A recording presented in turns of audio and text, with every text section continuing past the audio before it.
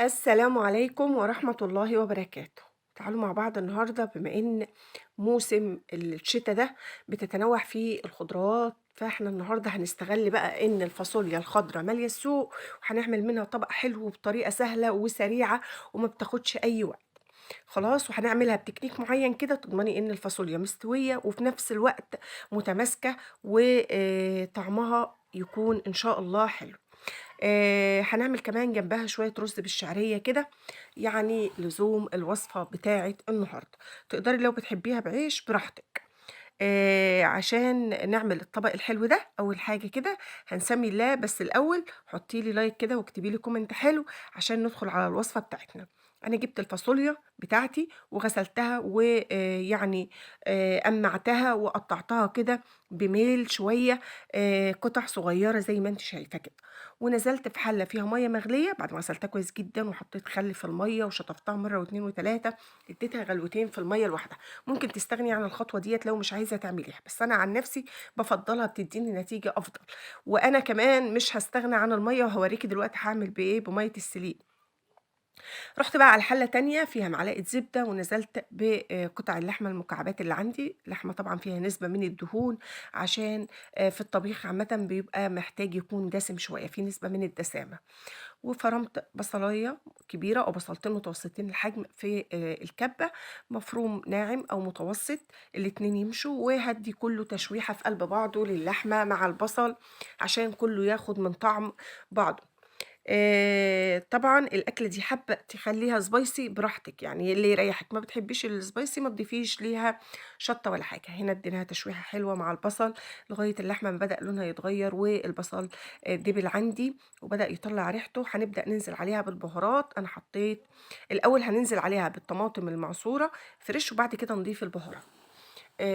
كده نزلنا بالطماطم وصفّيناها، ويُفضّل تصفّي الطماطم طبعًا، وفلفل أسود ورشّة من الحبهان ومعلقة صغيّرة من البهارات السبعة، وقلّبي كلّه في قلب بعضه وسيبيها لغاية ما تستوي وتتسبِّك معاكِ كده وتوصل للنتيجة الحلوة دي.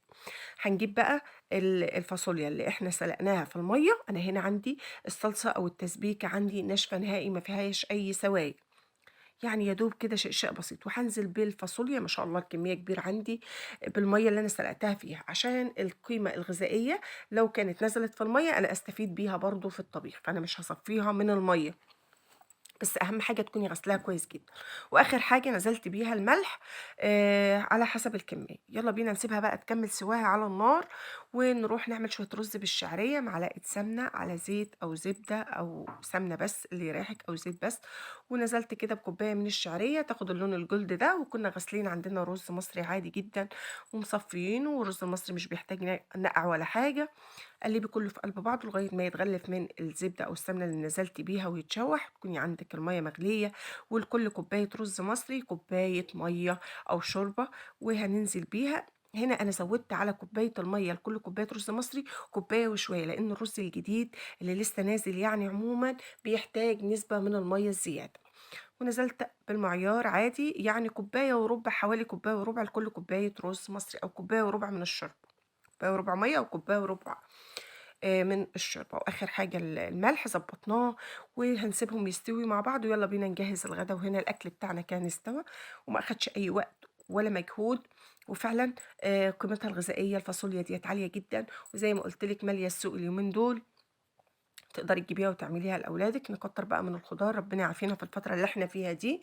محتاجين نعلّي المناعة ونقويها باستخدام بقى يعني، أو بتكرار إن أنتِ تنوّعي في الخضروات عشان ربنا يعافينا ونجتاز يعني مرحلة البرد اللي جاية شديدة ديّة على الناس. وكمان حضّرت بولة الرز بالشعرية، خطير جدًا ومفلفل ومش معجّن. الفاصوليا عندي حلوة أوي. جرّبي طريقة إن أنتِ تدّيها غلوتين كده أو تاخديها سلقتين كده في المَيّة لوحدها، قبل ما تضيفيها على على اللحمة يعني والطماطم، هتفرق جدًا. وأنا هنا مخلّية يعني التسبيكة بتاعتها كده زي ما تكون يعني بشوربة. خلاص، مش عايزاها تكون يعني دسمة أو تقيلة، الصلصة بتاعتها تقيلة عشان الولاد يحبوها. وهنا الطبق كان خفيف ولذيذ وفعلًا قيمته الغذائية عالية. وتعالي بقى ندوق مع بعض العظمة اللي إحنا عملناها ديّة، وفعلًا ما أخدتش وقت معايا، والنتيجة طلعت مبهرة. يلا بقى هاتي فاصوليا من السوق وجربي الوصفة ديت ده للبنوتات اللي لسه مبتدئات حياتهم. طبعا كلكم شطار وكلكم بتعرفوا تعملوا أحسن من كده بكتير. اللحمة عندي مستوية اهيت والرز جميل والفاصوليا. ما تنسيش بقى تحطي لي كومنت حلو كده وما تبخليش عليا باللايك لو عجبك الفيديو. اشوفك على خير، دمتم في رعاية الله وامنه، مع الف سلامة.